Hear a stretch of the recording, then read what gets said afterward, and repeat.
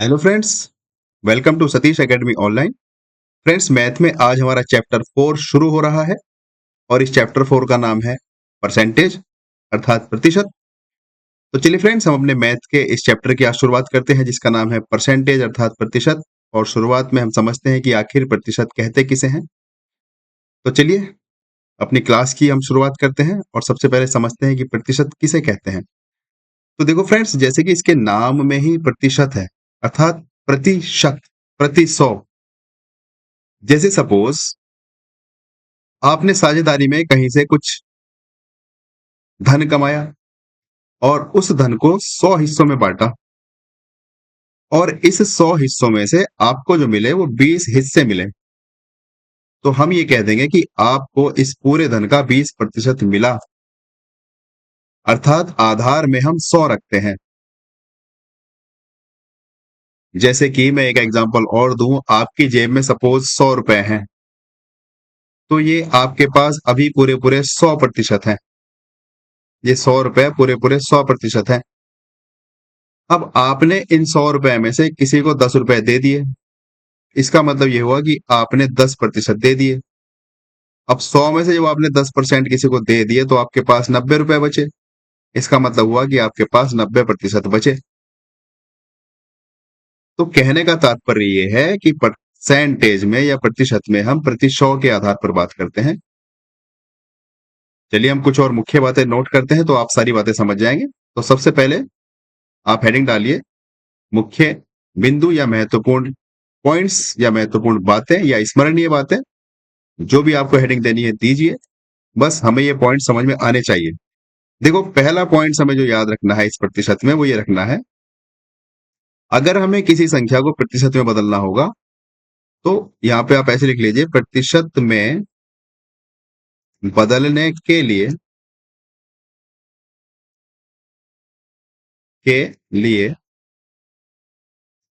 100 से गुणा करते हैं। फ्रेंड्स, आप इसको पूरा लिख लीजिए। किसी संख्या को प्रतिशत में बदलने के लिए 100 से गुणा करते हैं। और वहीं इसका उल्टा, जब किसी संख्या का प्रतिशत हटाते हैं तो प्रतिशत हटाने के लिए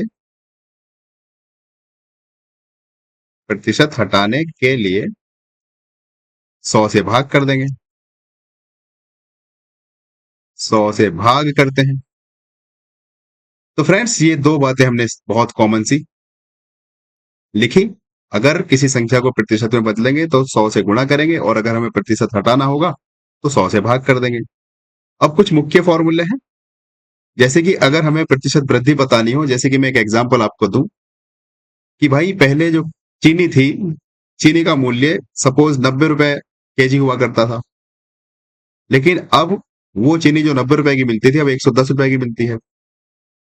तो बताइए चीनी के मूल्य में कितने प्रतिशत की वृद्धि हुई। तो जब आपको ऐसा कोई प्रश्न मिल जाए जिसमें हमें प्रतिशत वृद्धि बतानी हो तो उसका एक फॉर्मूला होता है। फॉर्मूला ये होता है, आप नोट कर लीजिए, प्रतिशत वृद्धि बराबर क्या होगी। प्रतिशत वृद्धि, जो मान में वृद्धि हुई वो मान में हुई वृद्धि बटे मूल मान। यहां मूल मान का मतलब है जो हमारा पुराना वाला मान होगा वो, और गुणा 100। ये हमारे पास आ जाएगी प्रतिशत वृद्धि। उसी तरह से अगर हम प्रतिशत कमी निकाल लेंगे तो सेम टू सेम फॉर्मूला है प्रतिशत कमी का, बस हमने जो यहां पर अंश में लिखा है मान में हुई वृद्धि, यहां पर हम लिख देंगे मान में हुई कमी। आप पूरा लिख लीजिए इसको, मान में हुई कमी बटे मूल मान गुणा 100। जैसे कि मैं वही चीनी वाला उदाहरण आपको दूं, भाई पहले चीनी 90 रुपए किलो आती थी, अब वही चीनी 80 रुपए किलो मिलने लगी। तो बताइए चीनी के मूल्य में कितने प्रतिशत की कमी हुई। तो जब भी हमें ऐसा कोई प्रश्न करना होगा तो इस प्रश्न को करने के लिए हमारे सामने फॉर्मूला है। जब हमें प्रतिशत वृद्धि बतानी होगी तो हमें ये वाला फॉर्मूला यूज करना होगा, प्रतिशत वृद्धि बराबर मान में हुई वृद्धि बटे मूल मान गुणा 100। और अगर अगर हमें प्रतिशत कमी बतानी होगी तो हमें ये वाला फॉर्मूला लगाना होगा, प्रतिशत कमी बराबर मान में हुई कमी बटे मूल मान गुणा 100। फ्रेंड्स, इसी तरह से हमारे पास एक और मुख्य फॉर्मूला है, सामने आता है, वो है लाभ प्रतिशत का। जैसे कि अगर मैं फॉर्मूला नंबर 5 की बात करूं, तो फॉर्मूला नंबर 5 है लाभ प्रतिशत। इसका क्या मतलब हुआ? इसका मतलब ये हुआ कि सपोज करो कोई व्यापारी है, किसी वस्तु को सस्ते में खरीद के लाया और महंगे में बेच दिया, तो आपसे पूछा जाएगा बताइए उस व्यापारी को कितने प्रतिशत लाभ हुआ। तो हमें उस लाभ को प्रतिशत में बताना होता है कि कितने प्रतिशत लाभ हुआ। तो जब हम इसका फॉर्मूला लिखेंगे तो हमारे सब पास फॉर्मूला हो जाएगा, जो उसको लाभ होगा वो बटे क्रय मूल्य और गुणा 100। तो ये हमारा लाभ प्रतिशत का फॉर्मूला आ जाएगा। भाई आपसे पूछा जाएगा बताइए व्यापारी को कितना लाभ हुआ, कोई वस्तु को सस्ते में लाया उसने महंगे में बेच दिया, आपको रेट देगा कि कोई व्यापारी इस सामान को इतने रुपए में लाया और इतने रुपए में बेचा, तो बताइए उसे कितने प्रतिशत का लाभ हुआ। तो उसे जितने रुपए का लाभ होगा वो ऊपर, उसको हमने लिख दिया लाभ बटे क्रय मूल्य, कितने में लाया वो गुणा 100। मुझे पूरी आशा है क्रय मूल्य विक्रय मूल्य किसे कहेंगे आपको पता होगा, लाभ कब होगा ये भी आपको पता होगा। भाई कोई वस्तु आप सस्ते में लाओगे उसको महंगे में बेचोगे तो लाभ होगा ना। और इसका उल्टा हानि कब होगी, कोई वस्तु आप लाए महंगी और आपने उसको बेचा सस्ते में, तो वो हानि होगी। और हानि प्रतिशत का फॉर्मूला आपके सामने है, हानि प्रतिशत बराबर हानि बटे क्रय मूल्य और गुणा 100। तो फ्रेंड्स ये प्रतिशत से संबंधित हमारे कुछ मुख्य सूत्र मैंने आपके सामने रखे, और कुछ मोटी मोटी सी बातें जो आपको याद रखनी होंगी। जैसे अगर आपसे कोई कहा जाए, आपसे कोई कहे कि भाई 50% की बढ़ोतरी हुई या 50% की कमी हुई, तो इसका मतलब हुआ आधा। 50% का क्या मतलब होता है, आधा, अर्थात इस आधे को हम लिखते हैं 1/2। उसी तरह से अगर आपको कोई कहे कि 25% में कमी हुई या 25% की वृद्धि हुई, तो इस 25% का क्या मतलब होता है, इस 25% का मतलब होता है चौथाई।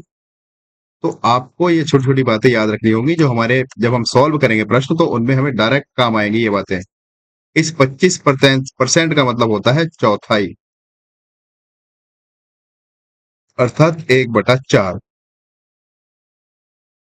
तो फ्रेंड्स ये कुछ मोटी मोटी सी बातें मैंने इस चैप्टर से संबंधित आपको बताई, जो आपको याद रखनी होगी।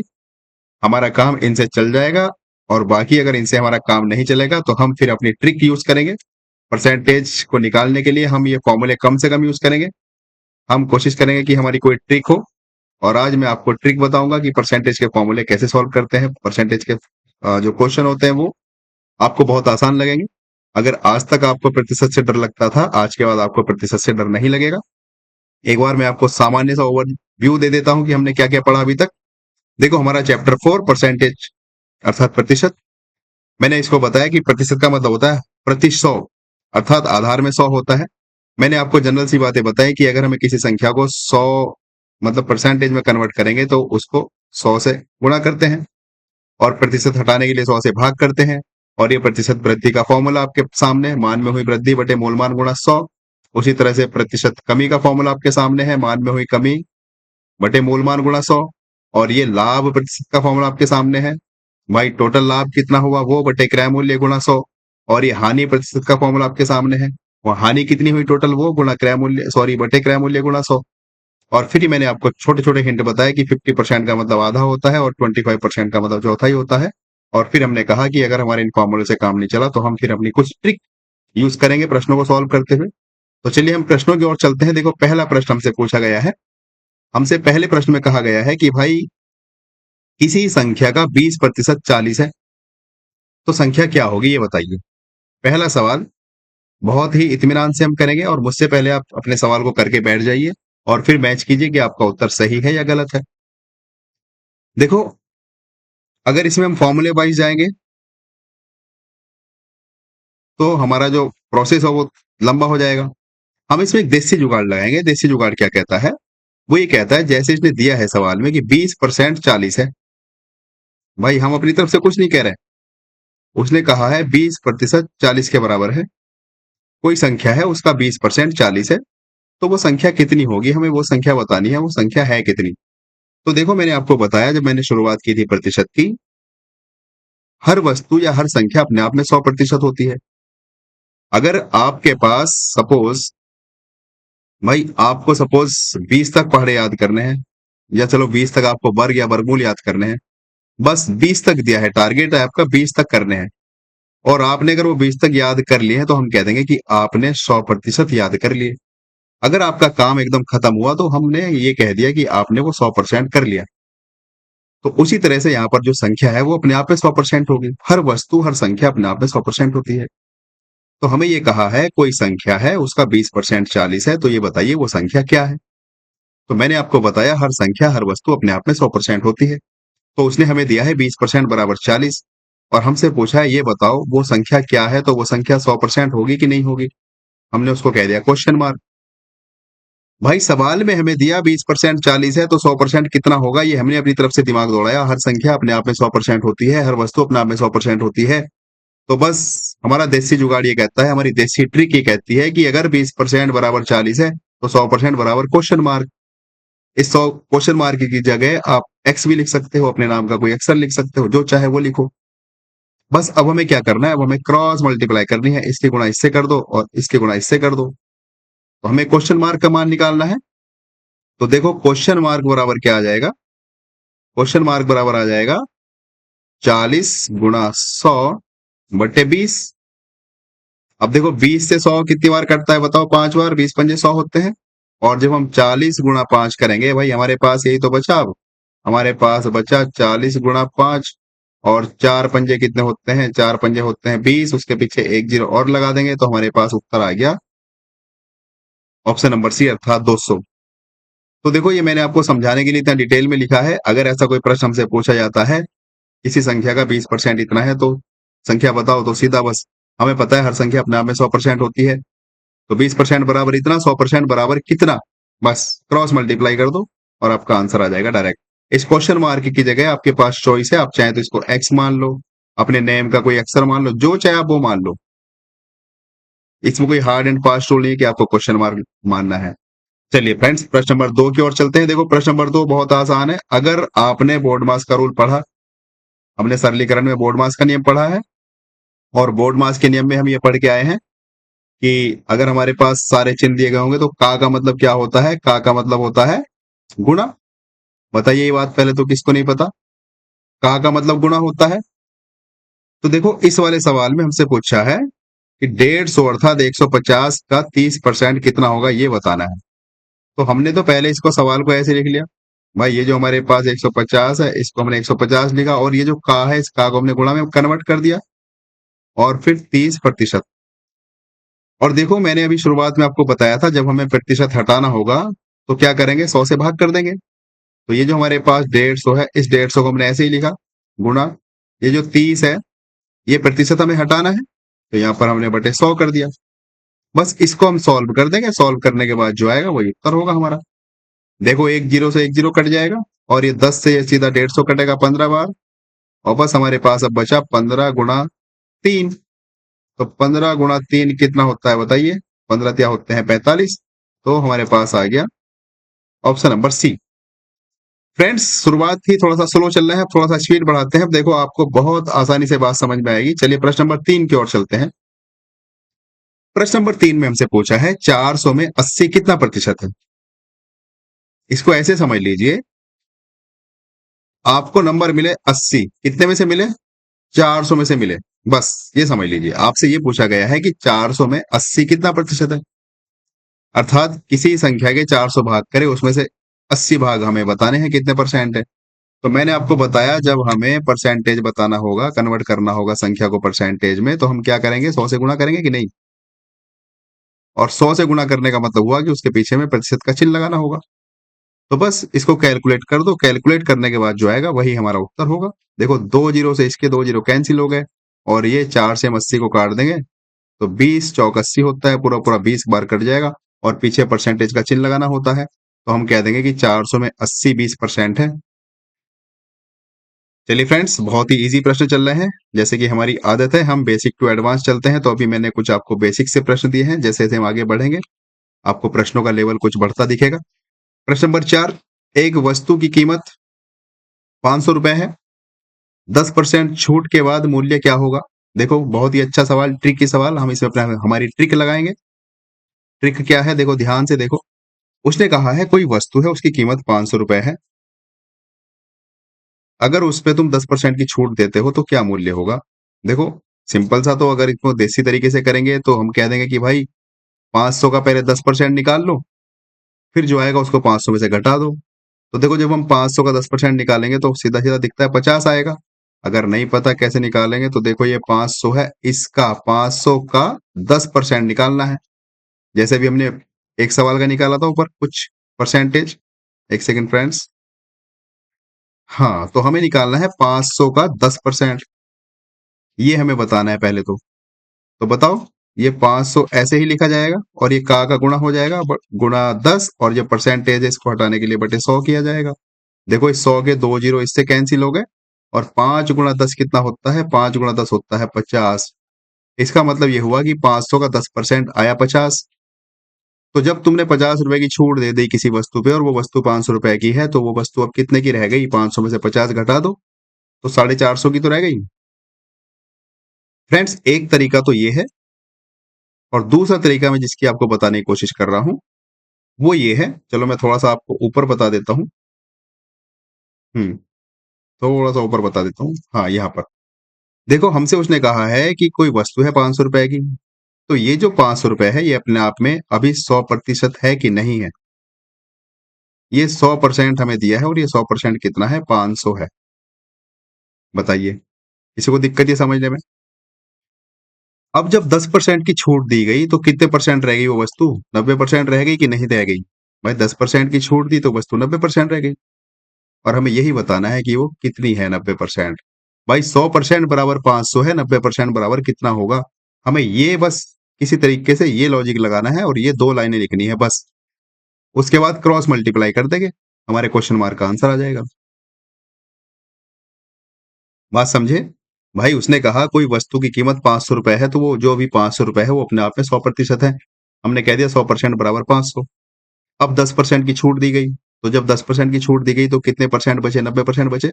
मैंने ये बात आपको शुरू में एग्जाम्पल दिए थे कि आपके पास 100 रुपए है, आपने 10 रुपए किसी को दे दिए, तो आपकी जेब में 90% ही तो बचे। तो 90% बराबर कितना है, यही बताना है। जब हम क्रॉस मल्टीप्लाई करेंगे या इसकी गुणा इससे कर देंगे, उसकी गुणा इससे कर देंगे, तो क्वेश्चन मार्क बराबर आ जाएगा हमारे पास 450। बताइए फ्रेंड्स, ये समझने में किसको समस्या है? चलिए, बहुत ही आसान सा मैंने आपको ये प्रश्न बताया है, किसी को समझने में समस्या नहीं होनी चाहिए। अगर है तो आगे चलते हैं, आपको समस्या नहीं होगी, समझ जाओगे आप। देखो, प्रश्न नंबर 5 में हमसे कहा गया है कि एक छात्र ने 750 में से, अर्थात 750 में से 600 अंक प्राप्त किए हैं। तो बताइए प्रतिशत क्या है?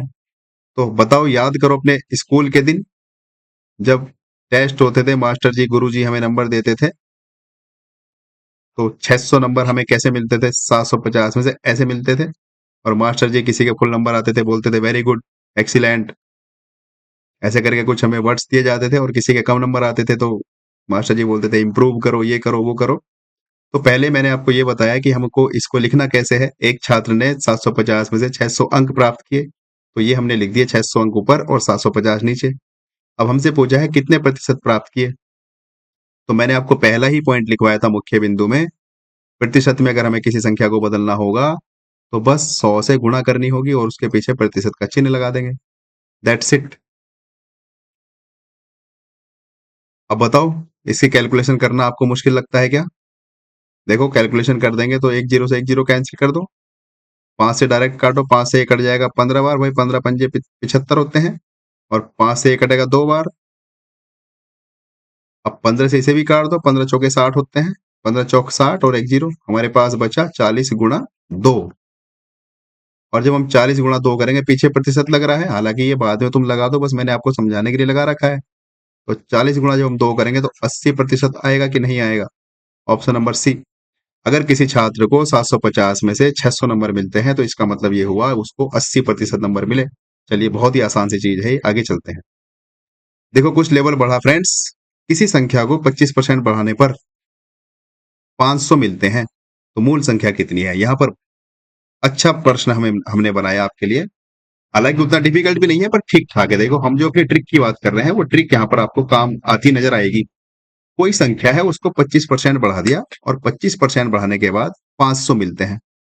हमसे पूछा वो संख्या बताइए मूल क्या होगी। तो मैंने आपको शुरुआत में बताया था हर संख्या अपने आप में 100% होती है। जब 25% बढ़ा दिया तो वो संख्या 125% हुई, या नहीं हुई, बस मुझे इतनी बात का हाँ या ना में जवाब दीजिए।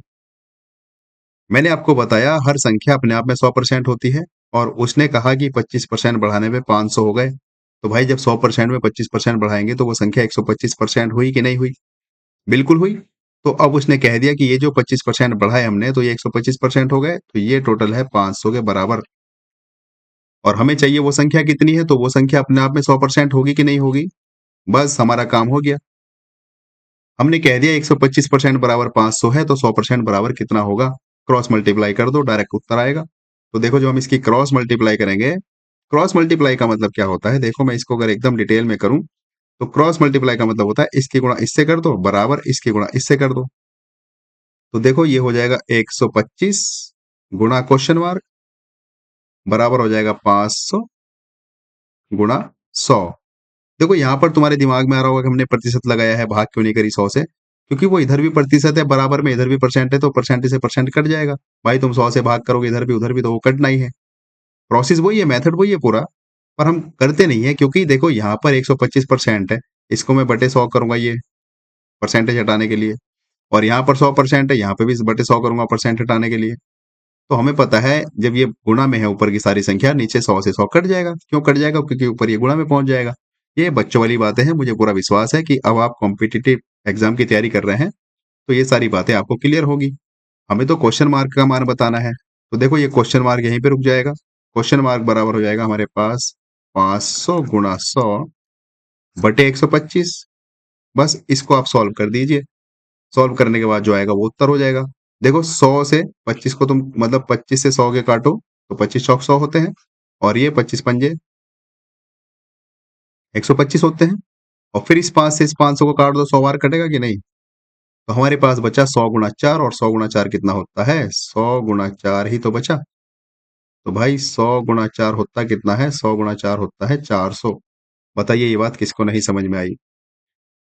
तो इसका मतलब ये हुआ अगर कोई संख्या 25% बढ़ाई जाती है तो वो 500 हुई, तो वो संख्या 400 थी। अब तुम 400 का 25% निकालो, 400 का 25% 100 आएगा, और जब तुम 400 में 100 जोड़ोगे तो 500 ही आएगा। देखो इस ट्रिक से कितना बढ़िया काम चला हमारा। हमें बस किसी तरीके से ये पता करना है कि जो नई संख्या बनी है वो कितने परसेंट बनी, और हमें पता है हर संख्या अपने आप में 100% होगी। जैसे हम इसी ट्रिक से आगे बहुत सारे सवाल करेंगे। देखो आगे चलते हैं प्रश्न नंबर 7 की ओर। प्रश्न नंबर 7 में हमसे कहा है एक वस्तु की कीमत पहले 20% बढ़ी और फिर 20% घटी, तो हमें बताना है कुल हानि हुई या कुल लाभ हुआ, ये बताना है। बहुत ही अच्छा सवाल है, आप इसको इम्पोर्टेंट मार्क कर सकते हैं। देखो कोई वस्तु है, हमें नहीं पता कौन है वो, हमसे तो ये कहा गया है कि उसकी कीमत पहले 20% बढ़ाई गई और फिर 20% घटाई गई।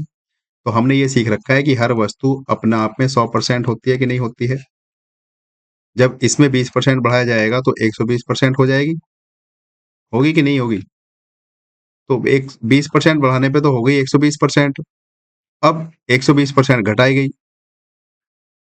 मतलब 20% घटाई गई। भाई कंफ्यूज मत हो जाना आप। देखो फिर से मैं आपको समझाने की कोशिश करता हूँ। कोई वस्तु हमारे पास है और वो वस्तु अपने आप में 100% है, हमने ये सीखा। चलो साहब हमने ये सीखा तो हम आगे बढ़ते हैं। अब उसने हमसे कहा कि इस वस्तु में पहले 20% की बढ़ोतरी करी गई।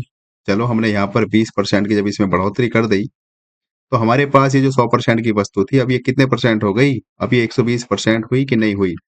ये बात बताइए किसको नहीं समझ में आई? बिल्कुल बच्चों की तरह मैं समझा रहा हूँ आपको। ठीक है, ये कंडीशन हो गई। अब उसने कहा कि फिर 20% घटा दिया जाता है। अब ये 20% किस में से घटाया जाएगा बताइए? 100 में से या 120 में से? भाई 120 में से तो घटाया जाएगा। भाई 100 में 20% बढ़ोतरी करी तो 120% हो गया। अब इस 120 में से हमें 20% घटाना है, तो इस 120 का हमें 20% निकाल देना है। कितना आएगा? वो वस्तु अभी हमारे पास 100% चल रही है। तो अब हम क्या करेंगे? दूसरी कंडीशन के अकॉर्डिंग इस 120 का हम 20% निकाल देंगे। तो जब हम 120 का 20% निकाल लेंगे तो बटे 100 कर देंगे। 100 के 2 जीरो से ये 2 जीरो कैंसिल हो जाएंगे। हमारे पास बचा 12 गुणा 2। 12 गुणा 2 का मतलब होता है 12 दूनी 24। तो जब 20% कम करा गया तो इसका मतलब है कि ये 120 में से 24 कम किया जाएगा। तो यहां से 20% कम करने पे हम क्या करेंगे? इस 120 में से जब 24 घटाएंगे तो कितना आएगा? 96। तो 96% हमारे पास वो वस्तु रह गई। बताइए ये बात किसको नहीं समझ में आई? अब बताइए वो वस्तु हमारे पास जो थी वो 100% थी। भाई शुरुआत में हमारे पास वो वस्तु थी 100%। आरंभ में हमारे पास जो वस्तु थी वो 100% थी। और अंत में जब हमारे पास जो वस्तु बची वो बची 96%। तो आपको क्या नजर आ रहा है यहाँ पर? यहाँ पर तुम्हें दोनों वस्तुओं में क्या नजर आ रहा है? हमारे पास जो शुरुआत में वस्तु थी वो थी 20%, सॉरी 100%। और अंत में जब हमने 20% बढ़ाया तो 120% हो गई। और फिर जब 20% कम करा तो हमारे पास रह गई 96%। तो इस 100% में और 96% में आपको कमी दिख रही है कि बढ़ोतरी दिख रही है? बिल्कुल कमी दिख रही है। कितने परसेंट की कमी दिख रही है? 4% की कमी दिख रही है। तो इसका मतलब हुआ 4% की हानि हुई। बताइए फ्रेंड्स, ये समस्या है क्या किसी को समझने में? चलिए, बहुत ही आसान प्रश्न था। आगे चलते हैं प्रश्न नंबर 8 की ओर। प्रश्न नंबर 8 में हमसे कहा है, बहुत ही बच्चों वाला सवाल है कि 500 का 12% कितना होगा? देखो, ऐसा सवाल हम कर चुके हैं। भाई ये 500 हमने लिखा, पहला ही सवाल शायद हमने किया था। और इसका का मतलब गुणा 12% हमें बताना है कितना होगा, ये हमारे पास सवाल है। 500 का 12% कितना होगा? तो इसको सॉल्व कर देना है बस फटाफट। चलो करते हैं। देखो, तो 500 गुणा 12 और प्रतिशत हटाने के लिए 100 से भाग करेंगे। 2 जीरो से 2 जीरो कैंसिल, 12 पंजे 60 होते हैं। Option number C. बताइए ये बात किसी को नहीं समझ में आई क्या? चलिए आगे बढ़ते हैं, थोड़ा सा लेवल बढ़ाते हैं प्रश्नों का। देखो, प्रश्न नंबर 9 से कहा है किसी वस्तु पर 15% छूट देने के बाद। अच्छा सवाल है। देखो, जो मैं आपसे बार बार कह रहा हूं कि हमें अपनी इसमें ट्रिक लगानी है, वो ट्रिक कितनी आसानी से लगती है और देखने में सवाल कितने डरावने लगते हैं। किसी वस्तु पर 15% छूट दी गई और छूट देने के बाद उस वस्तु को 850 रुपए में बेचा गया। तो वस्तु का हमें मूल मान बताना है। मूल मूल्य, जो शुरू का जो मूल्य था वो कितना था? अगर 15% की छूट ना दी जाती तो कितना मूल्य था, ये बताना है। तो देखो, मैंने आपको क्या बताया, हर वस्तु अपने आप में 100% होती है। जब 15% की छूट दे दी गई तो 100 में से 15 घटा तो कितने परसेंट बचा? 85% ही तो बचा। अर्थात वो वस्तु हमारे पास 85% है। 85% में वो वस्तु बेची गई। भाई वो 100% थी अपने आप में, 15% की छूट दे दी गई तो 85% भी तो बेची गई। तो 85% बराबर 850।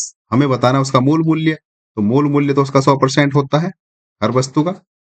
तो 85% बराबर 850, 100% बराबर कितना होगा? बस हमारा काम हो चुका है।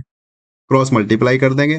तो क्रॉस मल्टीप्लाई करने के लिए हमें क्या करना होगा? क्वेश्चन मार्क की वैल्यू निकालनी है क्रॉस मल्टीप्लाई करने के लिए। तो देखो, यहाँ पे ये क्वेश्चन मार्क मैंने ऐसे लिख दिया समझाने के लिए आपको। और हम क्या करेंगे, ये जो 850 है इसकी गुणा करेंगे 100 से। और ये क्वेश्चन मार्क की गुणा में जाएगा 85, तो यहाँ पर 85 आ गया बटे में। अब देखो, 85 से 850 पूरा पूरा 10 बार कटेगा कि नहीं? भाई ये पूरा पूरा इससे 10 बार कट गया। और 10 गुणा 100 कितना होगा? 10 गुणा 100 होगा 1000। बताइए फ्रेंड्स, ये किसको नहीं समझ में आया सवाल? बस हमें ये कॉन्सेप्ट समझना है कि ये जो परसेंटेज 85% कैसे पता लगाया कि हमने ये 85% है? हमने ऐसे पता चला है, उसने खुद कहा कि 15% की छूट दी गई। जब 15% की छूट दी गई तो हमने ये सीख लिया हर वस्तु अपने आप में 100% होती है। 15% की छूट दी गई तो वो वस्तु 85% रह गई। तो हमने कह दिया 85% बराबर इतना है, तो 100% बराबर कितना होगा? क्योंकि मूल मान पूछा है। मूल मान का मतलब जो वस्तु है 100% की, अगर वो छूट ना दी जाती तो। चलिए फ्रेंड्स, आगे बढ़ते हैं, प्रश्न नंबर 10 की ओर चलते हैं। देखो, फिर से एक आसान सा सवाल है। एक संख्या 600 है, इसका 25% कितना होगा? तो इनडायरेक्टली हमसे यही पूछा है कि 600 का 25% कितना होगा। तो 600 का 25% बटे 100 कर देंगे। 2 जीरो से 2 जीरो कैंसिल हो जाएंगे। और 25 गुणा 6 करेंगे तो कितना होगा? 150 होगा। चलिए, अब थोड़ा सा मजा नहीं आ रहा आपको, है ना? अब बोर हो गए होंगे। चलिए अब थोड़ा सा लेवल बढ़ाते हैं अपने प्रश्नों का। तो ये आपके सामने है प्रश्न नंबर 11। इसको पढ़िए और इसको करने का प्रयास कीजिए कि ये कैसे होगा। देखो, प्रश्न नंबर 11 में हमसे कहा है एक वस्तु की कीमत 1200 है। कोई वस्तु है, उसकी कीमत 1200 रुपए है। अब इस वस्तु पर लगातार 2 बार छूट दी गई, 10% और फिर 5%। तो अंतिम मूल्य बताना है, उस वस्तु का अंतिम मूल्य क्या होगा, ये बताना है। भाई कोई वस्तु है, उसकी कीमत है 1200 रुपए और हमसे कहा गया कि उसमें 2 बार छूट दी गई, एक बार तो 10% दी गई, एक बार 5% दी गई। तो 2 बार छूट देने के बाद जो अंतिम मूल्य होगा वो क्या होगा? देखो, इसको देसी तरीका करने का वो ये है कि पहले इस 1200 का 10% निकालो, जो आएगा, फिर उसका 5% निकालो। बात समझे? भाई 1200 का 10% निकालेंगे, उसको फिर 1200 में से घटाएंगे, फिर जो बचेगा उसका 5% निकालेंगे, फिर जो शेष बचा था उसमें से घटाएंगे, तब हमारा ये उत्तर आएगा।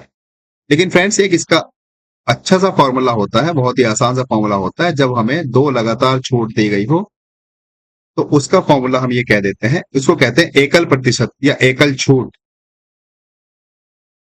एकल छूट। देखो, हमारे पास पहली छूट 10% है, दूसरी छूट 5% है। तो हमने इन दोनों को कन्वर्ट करने की सोचना है कि इनको आपस में अगर हम कन्वर्ट करना चाहें तो कितनी छूट मिलेगी एक ही बार में। भाई एक बार की 10% और दूसरी बार की 5% छूट मिलती है हमें। तो अगर इनको एकल छूट में कन्वर्ट करें, भाई एक ही बार में हमें पता चल जाए कि हमें इतने परसेंट की छूट मिली है, तो कैसे करेंगे? तो इन दोनों का योग करेंगे। दोनों का योग,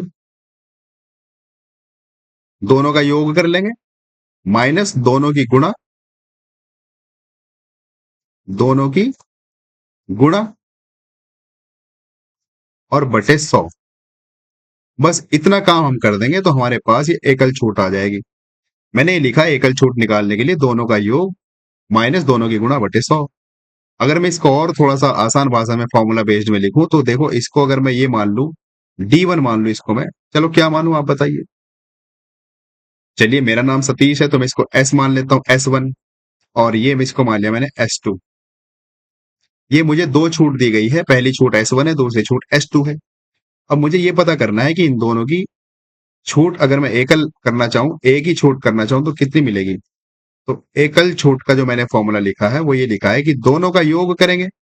दोनों का योग मतलब हुआ S1 प्लस S2, माइनस दोनों की गुणा करेंगे। दोनों की गुणा करने का मतलब हुआ S1 S2 बटे 100। तो देखो, यहां पर जब हम मान रखेंगे, S1 मतलब पहली छूट कितनी है 10, प्लस दूसरी छूट कितनी है 5, माइनस इधर जब हम गुणा करेंगे S1 गुणा S2, तो पहली छूट 10 है, दूसरी छूट 5 है, दोनों की गुणा कर देंगे तो 50 आ जाएगा बटे 100। और ये 50 से कट जाएगा 2 बार, तो हमारे पास बच गया, इनको जब जोड़ेंगे दोनों को, 10 और 5 को, तो 15 आएगा। और यहाँ पर हमारे पास आधा ही तो बचा, 1/2 का मतलब आधा होता है, तो यहाँ पे मैं इसको 0.5 लिख सकता हूँ कि नहीं? और जब मैं 15 में से 0.5 घटाऊंगा तो 14.5 ही तो बचेगा। अर्थात मुझे जो छूट मिली है वो इतनी मिली है, 14.5% की। ये मैंने आपको समझाने के लिए इतना लंबा चौड़ा प्रोसेस लिख दिया है, वरना आप मन मन में कर सकते हो, भाई दोनों को जोड़ दो फटाफट, दोनों को जोड़ा 15 आ गया, माइनस कर दो दोनों की गुणा बटे 100। इसको तुम रफ कॉपी पे ऐसे भी कर सकते थे तुरंत, 15 माइनस, और जब दोनों को गुणा करोगे 50/100, उसका मतलब होता है आधा, आधे का मतलब होता है 0.5, इसका मतलब हुआ 14.5। बस इतने परसेंट की आपको छूट मिली है। ये तो मैंने आपको समझाया फॉर्मूला बेस्ड में, एकदम उसी फॉर्म में लिख के, ताकि आपको समझ में आए कि हम करने क्या वाले हैं। तो हमने ये निकाली एकल छूट, तो हमने ये कह दिया कि ये जो हमें 10% और 15% की छूट दी गई है, ये छूट हमें टोटल दे दी गई है 14.5% की। बस अब हमारा काम आसान हो चुका है। कोई वस्तु है, उसकी कीमत 1200 रुपए थी, तो ये अपने आप में वस्तु जो 1200 रुपए है, ये 100% है कि नहीं है? 100% बराबर 1200 है। अब जब 14.5% की छूट दी गई है, तो 100% में से जब तुम 14.5% घटाओगे तो 85.5 ही तो बचेगा, और हमें इसी का मान बताना है ये कितना होगा। भाई 100% बराबर 1200 और 85.5% बराबर कितना, हमें ये बताना है। जब हम इसकी क्रॉस मल्टीप्लाई करेंगे, तो क्रॉस मल्टीप्लाई करने के बाद हमारे पास जो फाइनल उत्तर आ जाएगा वो आ जाएगा 1026। ये आपका काम है चेक करना आएगा कि नहीं आएगा। बस मैंने आपको बता दिया तरीका कि कैसे होगा ये सवाल। इस सवाल में जो मुख्य बात थी वो ये थी कि हमें 2-2% दिए थे, 2-2 बार छूट दी थी। उन दोनों बार की छूट को हमने एक ही छूट में कन्वर्ट कर लिया, और कैसे किया वो मैंने आपको फॉर्मूला समझाया। दोनों छूटों का योग करो और फिर दोनों की गुणा करो बटे 100, फिर आपस में दोनों को घटा दो। दोनों का योग माइनस दोनों की गुणा बटे 100, सिंपल सा फॉर्मूला है। और फिर हमारा ये जो ट्रिक, ये आप इसमें ऐसे फॉर्मेट में लिख दो, और आपका उत्तर आ जाएगा। तो हमारा उत्तर हो गया 1026। चलिए फ्रेंड्स, अगले प्रश्न पर चलते हैं। प्रश्न नंबर 12। प्रश्न नंबर 12 में हमसे क्या कहा है? देखो, प्रश्न नंबर 12 में कहा है एक संख्या में 20% वृद्धि के बाद 360 हो गई। भाई, कोई संख्या है, उसमें 20% की वृद्धि कर दी तो वो संख्या 360 हो गई। तो बताओ, जब 20% वृद्धि करी गई तो 360 हुई ना। अर्थात 20% वृद्धि करने का मतलब हुआ वो संख्या अपने आप में 100% थी। जब उसमें 20% की वृद्धि कर दी तो वो संख्या 120% की हुई कि नहीं हुई?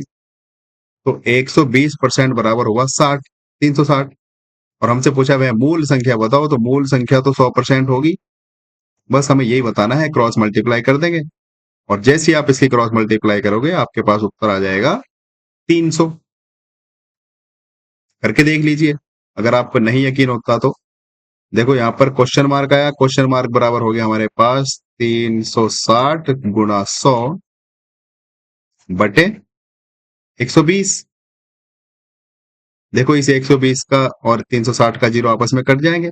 12 से 36 कट जाएगा 3 बार, और 3 गुणा 100 कितना होगा? 300 होगा।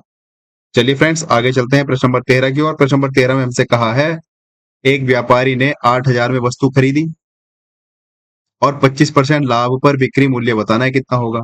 भाई, 8,000 में कोई वस्तु खरीदी व्यापारी ने और उसको 25% के लाभ पर बेच दिया। तो हमें यह बताना है कि उसने कितने रुपए में बेची वो वस्तु। सवाल समझ में आया? कोई व्यापारी है, उसने कोई वस्तु खरीदी 8,000 रुपए में और उसको 25% के लाभ पर बेच दिया। तो कितने रुपए में बेचा ये बताना है। तो देखो, ये जो 8,000 रुपए है ये भी अपने आप में यहाँ पर 100% है कि नहीं है? भाई, 100% बराबर 8,000। और जब 25% के लाभ पे बेचा है तो इसका मतलब यही तो हुआ कि 125% में बेची गई वो वस्तु। और हमें यही बताना है कि वो 125% कितने रुपए होंगे। क्रॉस मल्टीप्लाई कर दो फटाफट। जब हम इसकी क्रॉस मल्टीप्लाई कर देंगे तो क्वेश्चन मार्क बराबर हमारे पास क्या आ जाएगा? क्वेश्चन मार्क हमारे पास आ जाएगा 8,000 गुणा 125 बटे 100। इस 100 के 2 जीरो काट दो इस 8,000 के 2 जीरो से। बचा हमारे पास 80 गुणा 125। 80 की गुणा जो 8 की गुणा 125 से करेंगे, 125 गुणा 8 करेंगे तो आएगा हमारे पास 1,000।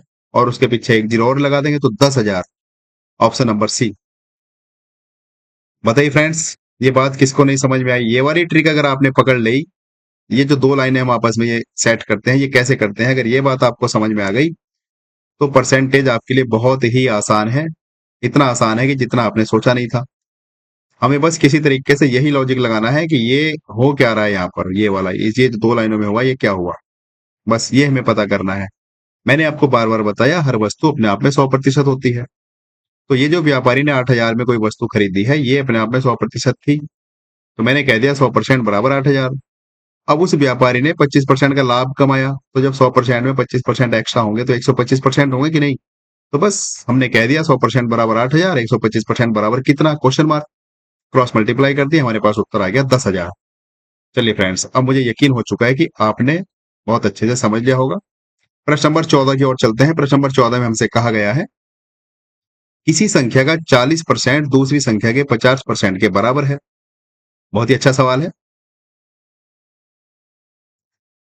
देखो, हमारे पास दो संख्याएं हैं और हमसे कहा गया है कि किसी संख्या का 40% दूसरी संख्या के 50% के बराबर है।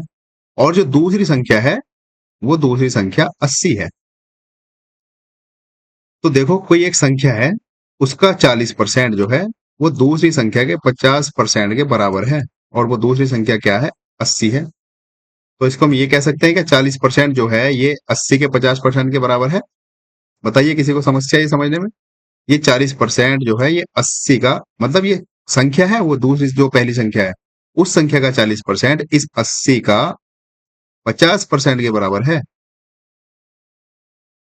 तो हम ये पता कर रहे हैं कि वो जो 40% संख्या है वो कितने के बराबर है। तो इसका जब हम 50% निकालेंगे 80 का, तो हमें पता है 50% का मतलब आधा होता है। मैंने ये बात आपको लिखवाई थी। तो जब हम 80 का आधा कर देंगे सीधा सीधा तो 40 ही तो आ जाएगा। तो यहां पर हमें पता चला कि 40% 40 है। तो जब 40% 40 है तो 100% 100 ही तो होगा। अर्थात वो जो संख्या हमसे पूछी गई है वो ऑप्शन नंबर सी हो जाएगा। अच्छा सवाल था, आशा करता हूं आपने समझा होगा। चलिए अगले प्रश्न पे चलते हैं। प्रश्न नंबर 15। देखो प्रश्न नंबर 15 में हमसे कहा है एक विद्यार्थी के अंक 10% बढ़ाकर 330 हो गए। पहले कितने अंक थे बताइए। तो देखो अगर आपको अभी मैं ये ट्रिक नहीं बताता, ये जो मैं 2 लाइनों में हम प्रश्नों को सेट करते हैं, तो आपको ये प्रश्न बहुत मुश्किल लगता। आपको लगता कि इसमें तो कुछ डेटा ही नहीं दिया गया, इनसफिशिएंट कह देते, आंकड़े अपर्याप्त है। तो मैंने आपको कहा हर चीज अपने आप में 100% होती है। जब 100% होती है तो यहाँ पर 10% बढ़ा दिया गया। तो ये जो विद्यार्थी के अंक होगा ये 110% हुए कि नहीं हुए? तो 110% बराबर हो गए 330। हमसे पूछा विद्यार्थी के पहले कितने अंक थे, तो पहले का मतलब 100% ही तो हुआ। तो 100% बराबर क्वेश्चन मार्क। भाई 110% बराबर 330, तो 100% बराबर क्वेश्चन मार्क। अर्थात 100% बराबर कितने होंगे? तो क्रॉस मल्टीप्लाई करो, इसकी गुणा इससे कर दो, उसकी गुणा इससे कर दो। तो हमारे पास जो क्वेश्चन मार्क है उसकी वैल्यू आ जाएगी 330 गुणा 100 बटे 110। देखो इस 110 से ये 330 पूरा पूरा 3 बार कटेगा, और जब हम 3 गुणा 100 करेंगे तो हमारे पास आ जाएगा 300, अर्थात ऑप्शन नंबर हमारे पास आया ए। तो फ्रेंड्स अब आपको परसेंटेज आसान लग रहा होगा। चलिए आगे बढ़ते हैं और समझते हैं प्रश्न को, थोड़ा सा लेवल बढ़ाते हैं। देखो हमारे प्रश्न 16 में कहा गया है कि किसी संख्या का 40%, वही सेम सवाल जो हमने भी किया था। ऐसे सवाल एग्जाम में आपको पूछे जाते हैं। किसी संख्या का 40% दूसरी संख्या के 80% के बराबर है, और दूसरी संख्या में दी है 200 है। ये दूसरी संख्या में दी है 200 है, और जो वो संख्या है वो 40% के बराबर, मतलब कोई संख्या है 40%, उसका 40%, ये जो दूसरी संख्या है ना 200, इस 200 के 80% के बराबर है बस। तो हमें यही बताना है वो संख्या क्या है। तो पहले इस 200 का 80% निकाल दो फटाफट। तो ये हमारे पास 40% चल रहा है। 200 का जब हम 80% निकालेंगे तो हम यही तो कर देंगे, 200 गुणा 80 बटे 100। इस 100 के 2 जीरो 200 के 2 जीरो से काट दो। तो 40% हमारे पास कितना आया, 2 गुणा 80 करेंगे तो 160 आया। तो अब ये बताओ 40% तो 160 है। भाई ये 40% ही तो चल रहा है, उसने हमसे यही तो कहा कोई संख्या है उसका 40% 200 के 80% के बराबर है। तो हमने पता कर लिया ये 40% 160 है। तो जब 40% 160 है तो 100% कितना होगा? वो संख्या अपने आप में 100% होगी कि नहीं होगी? 40% बराबर 160, 100% बराबर कितना? फटाफट क्रॉस मल्टीप्लाई करो। तो यहाँ पर हमारा जो क्वेश्चन मार्क है उस क्वेश्चन मार्क का मान कितना आ जाएगा, मैं यहाँ पर लिख रहा हूँ इसका मान। तो जब हम इनकी क्रॉस मल्टीप्लाई करेंगे तो हमारे पास क्वेश्चन मार्क बराबर आ जाएगा 160 गुणा 100 बटे 40। अब देखो इस 40 का जीरो और 160 का जीरो कैंसिल हो गया, 4 से 16 कटता है 4 बार, 4 चौक 16 होते हैं। और जब हम 4 गुणा 100 करेंगे तो कितना आएगा? 400 आएगा कि नहीं आएगा? ऑप्शन नंबर हमारे पास आ गया सी। बताइए ये बात किसको नहीं समझ में आई? भाई कोई संख्या हमें दी थी और हमें कहा कि उसका 40%, कोई दूसरी संख्या है 200, उसके 80% के बराबर है। तो बताइए वो पहली संख्या कितनी है? तो हमने पहले ये पता करा कि ये 40% कितने के बराबर है। हमें पता चला 40% 160 के बराबर है। तो हमने हमारा फटाफट जो हमारी ट्रिक है वो हमने लगा दी कि भाई 40% बराबर 160 है, 100% बराबर कितना होगा? हमने क्रॉस मल्टीप्लाई कर दी तो हमारे पास उत्तर आ गया 400। चलिए फ्रेंड्स अगले प्रश्न पर चलते हैं, प्रश्न नंबर 17। देखो बहुत ही अच्छा प्रश्न है और आपकी एग्जाम की दृष्टि से मुख्य प्रश्न है। चलिए प्रश्न को पढ़ते हैं। प्रश्न में हमसे कहा है कि एक स्कूल में छात्रों की संख्या पिछले वर्ष से 20% बढ़ी और अगले वर्ष 10% घट गई, और वर्तमान में 990 छात्र हैं। तो हमें यह बताना है कि पहले वर्ष कितने छात्र थे। तो बताइए फ्रेंड्स इसको कैसे करेंगे? तो हम मान लेंगे कि माना स्कूल में जो पहले वर्ष थे वो कुल छात्र थे एक्स। हमने मान लिया कि पहले जो छात्र थे वो एक्स थे। ठीक है जी। अब ये एक्स छात्र 20% बढ़ गए, ये एक्स अपने आप में 100% है। जब 20% और बढ़े तो 120% हो गए, और इसे 100% को जब हम 120% को संख्या में कन्वर्ट करेंगे तो कितना आ जाएगा? 0.2% आएगा कि नहीं, मतलब 0.2। तो हमने ये कर लिया। कैसे हुआ? भाई वो छात्र अपने आप में 100% थे, 20% बढ़े तो 120% हो गए कि नहीं? 120% एक्स, और ये परसेंट हटाने के लिए मैं बटे 100 करूंगा, तो हमारे पास हो गया 1.2x। किसी को समस्या समझने में? चलिए, किसी को समस्या नहीं होनी चाहिए। आगे उसने क्या कहा? आगे उसने ये कहा कि अगले वर्ष 10% घट गए बालक। तो जब अगले वर्ष घटे तो फिर से 100% है बालक पूरे कि नहीं? जब 100% है, इस 100% में से ये जो इसने ये बात कही है, 100% में से 10% घट गए तो कितने बचे? 90% ही तो बचे। और इस 90% को जब तुम संख्या में बदलोगे, परसेंटेज हटाओगे, तो बटे 100 करोगे कि नहीं? जब बटे 100 करोगे तो 0.90 आएगा कि नहीं, अर्थात 0.90।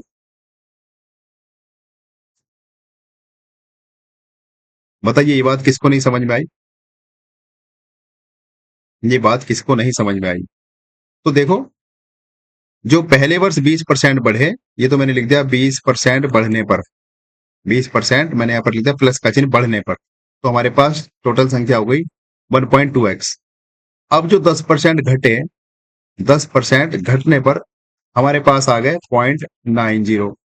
तो अब हम क्या करेंगे? उसने हमें दिया है वर्तमान में 990 छात्र हैं, तो बस हमें कुछ नहीं करना है, इन दोनों के आपस में गुणा करते हैं और बराबर 990, अर्थात हमारे पास जो हो गया 1.2x गुणा 0.90 इज इक्वल टू 990। तो जब हम इनकी गुणा करेंगे तो गुणा करने के बाद आएगा, देखो 12 पॉइंट, ये इसकी गुणा करेंगे तो 1200, 12 नंबर 108 होते हैं। तो हमारे पास आ गया ये, और कितने अंक बाद पॉइंट लगेगा? 3 अंक बाद। तो हमारे पास आ गया 1.08 x इज इक्वल टू 990। हमें तो x का मान चाहिए, तो x का मान निकालने के लिए क्या करेंगे हम? x इज इक्वल टू हो जाएगा 990 बटे 1.08। बस इसको कैलकुलेट कर दो, हमारे पास उत्तर आ जाएगा x का। और x हमने मान रखे थे जो पहले वाले छात्रों की संख्या थी वो। तो जब हम 990 को 1.08 से भाग कर देंगे तो इसका उत्तर आ जाएगा 9, मतलब 916 पॉइंट कुछ आएगा। लगभग लगभग जब आप इसको कैलकुलेट करोगे तो 916.66 यही चलता रहेगा। तो इसको हम लगभग में लिख देंगे 917। तो हमारे पास जो उत्तर हो गया वो ऑप्शन नंबर, थोड़ा सा ऊपर चलते हैं गाइस। हाँ, इसमें मैं ऑप्शन में दिया नहीं है, तो हमारे पास उत्तर आ गया 917। आप कोई सा ऑप्शन एक काट के उसको कर लीजिए 917। चलिए, मैं ये काट देता हूँ ऑप्शन नंबर डी, इसकी जगह आप कर लीजिए ऑप्शन नंबर डी को आप कर लीजिए 917। तो हमारे पास जो उत्तर आया वो आया 917, अर्थात कुल जो छात्र हैं उनकी संख्या 917। फ्रेंड्स, आप सोच रहे होंगे उत्तर क्यों नहीं मैच हुआ? देखो, इस सवाल के दो उत्तर हो सकते हैं, मैं आपको समझा देता हूं। पहला उत्तर तो ये पूछा उसने कि पहले छात्र कितने थे शुरुआत में एकदम। भाई, शुरुआत में x छात्र थे, फिर 20% बढ़े, बढ़े कि नहीं बढ़े? फिर जो आया यहाँ पर, जैसे कि हमने यहाँ पर निकाल लिया था, ये आए थे हमारे पास 1.2x, फिर यहां से 10% कम हुए। तो अब उसने कहा है पहले कितने छात्र थे, तो पहले का मतलब तो ये हुआ, एक तो पहले छात्र ये थे, और दूसरा पहले का मतलब ये भी तो हो सकता है भाई इससे पहले कितने छात्र थे। तो शायद ये जो ऑप्शन दिए है हमारे पास, ये इस वाले छात्रों के दिए, इन वालों के। ठीक है, शायद 950, हाँ बिल्कुल, आप गुणा करके देख लीजिए, हमारे पास आया, देखो ये जो 950 है, बिल्कुल ये उत्तर हो सकता है। हमारे पास आया 916.66, 916.66। जब इस 916.66 की हम 1.2 से गुणा कर देंगे, 1.22, तो हमारे पास 950 ही आ जाएगा। देखो, मेरे पास यहाँ पर मोबाइल है, हमारे पास इतना टाइम नहीं है, तो मैं कैलकुलेटर से गुणा करके देख लेता हूँ कितना आएगा। आप भी चेक कर लीजिए फटाफट कितना आएगा, क्योंकि इस क्वेश्चन के हमारे पास दो उत्तर हो सकते हैं। तो 916.66 इसके गुणा हम कर देंगे 1 पॉइंट कितने से, 1.2 से, तो ये आया हमारे पास, हाँ गाइस, 1099 आ रहा है। तो इसमें से हमारा कोई ऑप्शन नहीं है कुल मिलाकर, तो हमारा जो उत्तर हो गया वो हो गया ऑप्शन नंबर डी। आप करेक्ट कर लीजिए। हमने जो ऑप्शन नंबर डी बताया, ये वाले पहले वाले छात्रों की संख्या बताई है। तो मैंने आपको ये बताने की कोशिश करी है, इसमें जो प्रश्न में भाव निकल रहा है वो ये भी निकल रहा है कि ये वाले जो छात्र हैं इनकी संख्या भी बताओ। तो दोनों में से कोई से भी छात्रों की संख्या हम निकाल सकते हैं, दोनों का उत्तर सही होगा। हमने जो अभी हमारा सॉल्व किया है सवाल, वो ये पहले वाले छात्रों को निकाला है कि इनके पहले छात्रों की संख्या कितनी थी, तो वो आ गया 917। फ्रेंड्स, आशा करता हूं कि आपको ये प्रश्न समझ में आया होगा। चलिए अगले प्रश्न की ओर चलते हैं और प्रश्न नंबर हमारा है 18। चलिए प्रश्न नंबर 18 की ओर चलते हैं। प्रश्न नंबर 18 में हमसे कहा है किसी वस्तु पर 20% की हानि हुई। भाई कोई वस्तु है उस पर 20% की हानि हुई और यदि 180 अधिक में बेची होती तो 10% का लाभ होता। बात समझे इसकी क्या कहना चाह रहा है? कोई वस्तु है उस पर 20% की हानि हो गई और वो ये कहना चाह रहा है कि अगर अगर उसी वस्तु को 180 रुपए में और अधिक जो बेचा जाता, 180 रुपए और ज्यादा बढ़ा के बेचे जाते तो 10% का लाभ होता। तो बताइए उस वस्तु का क्रय मूल्य कितना है? भाई 20% की हानि पे वो वस्तु हमने बेच दी, लेकिन बेचने के बाद दुकानदार ने हिसाब लगाया कि अगर मैं उसे 180 रुपए और महंगी बेचता तो 10% का लाभ होता। तो हमें बताना है जो वस्तु का क्रय मूल्य है वो कितना था। तो देखो हम मान लेंगे, माना वस्तु का जो क्रय मूल्य था वो एक्स था, एक्स रुपए। मान लिया वस्तु का जो क्रय मूल्य है वो एक्स रुपए है। अब प्रश्नानुसार उसने क्या कहा? प्रश्नानुसार कहा कि 20% की हानि पे बेचा किसी वस्तु को। भाई ये जो 20% की हानि हुई इसको मैंने ऐसे, चलो हानि लिख देता हूं मैं। तो 20% की हानि का क्या मतलब हुआ? 80% में वो वस्तु बिकी।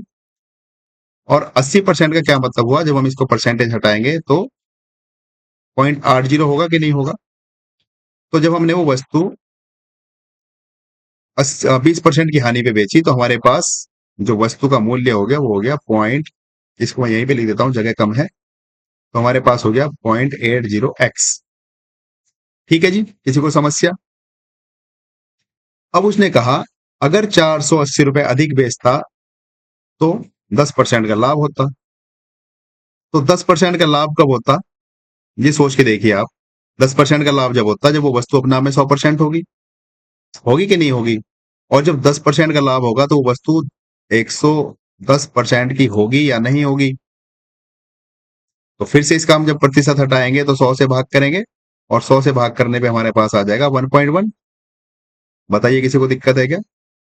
ये 1.1x हो गया क्योंकि हमने वस्तु का क्रय मूल्य मान रखा है x रुपए। तो अगर हम उस वस्तु को 20% की हानि पे बेचते हैं तो हमारे पास वस्तु का जो आता है क्रय मूल्य वो आया 0.80x। और अगर उसको हम 10% के लाभ पर बेचना चाहते हैं तो वो आया 1.1x। तो दोनों का अंतर कितना नजर आ रहा है आपको? दोनों का अंतर कर लीजिए बस। 1.1x में से जब हम 0.8x घटाएंगे तो कितना आ जाएगा? भाई 1.1x माइनस 0.80x कितना आएगा बताइए? और ये कितना दिया हमें? इनका जो अंतर दिया है, भाई दिया तो है, अंतर ही तो दिया है, ये 480। ये 480 के बराबर आना चाहिए।